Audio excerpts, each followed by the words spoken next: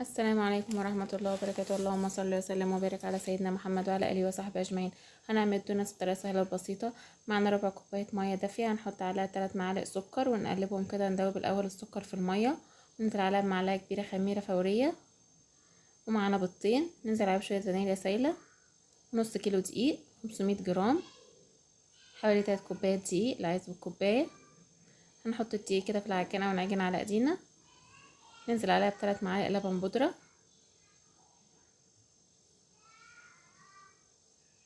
ذرة ملح. هنقلب بقى المواد الجافة مع بعض.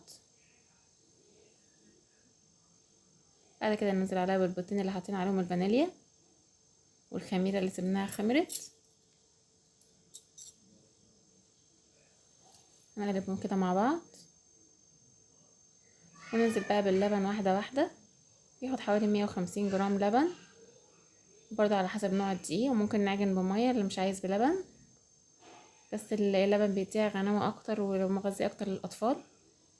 بعد ما عملناها باللبن بقى ولمت معانا، ننزل عليها بربع كوباية زبدة، حوالي 75 جرام زبدة، لحد ما تبقى معانا بالقوام ده، بتلزق سنة بسيطة كده وطرية معانا. نسيبها بقى شوية كده ترتاح، وبعد كده نشكلها. بنسيبها تخمر مرة واحدة لما في التشكيل بعد ما تتشكل، يعني هنا ما بنسيبهاش تخمر، يا دوبك بس ترتاح كده مفيش 10 دقايق. ونفردها بقى معانا، نجيب رشة دقيق وناخد بقى كده، ناخد بقى نص كمية العجين كده وافردها معاكم. نبططها بقى كده ونفردها بالنشابة. يعني ان شاء الله لايك والاشتراك في القناة وتفعيل الجرس عشان يوصلكوا كل جديد. متنسوش تعليقاتكم.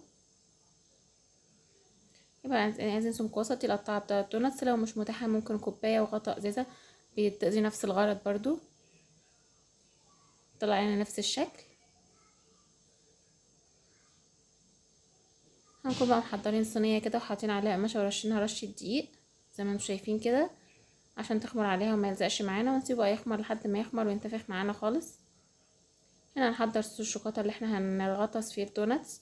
معانا كوبايه لبن، هنا اهو معانا كوبايه لبن ونص كوبايه سكر،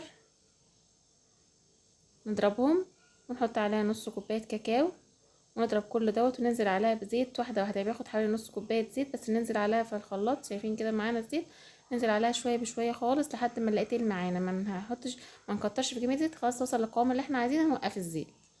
شايفين قوامه عامل ازاي ولسه مدخلش التلاجة.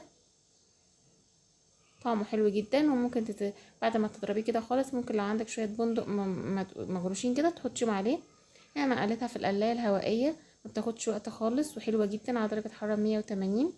ما بتاخدش 10 دقايق، بتطلع هشه وحلوه جدا. ممكن تحمريها في الزيت عادي خالص نفس الطريقه وتحمريها في الزيت، بس هنا اللي عنده القلايه متاحه بتطلع معاها حلوه جدا وخفيفه. شايفين عامله ازاي ولونها عامل ازاي؟ الاضاءه كمان ظالمه لونها. هنطفت لكم كمان الاضاءه عشان تشوفوا لونها الحقيقي عامل ازاي، حلوه جدا. يعني بعد ما غطستها في صوص الشوكولاته اللي احنا عملناه وحط عليها سبرينكل، شايفين من جوه طريه وهشه ازاي. يبقوا جربوها مش هتندموا. متنسوش اللايك والاشتراك في القناه وتفعيل الجرس عشان يوصلكوا كل جديد. متنسوش بتعليقاتكم.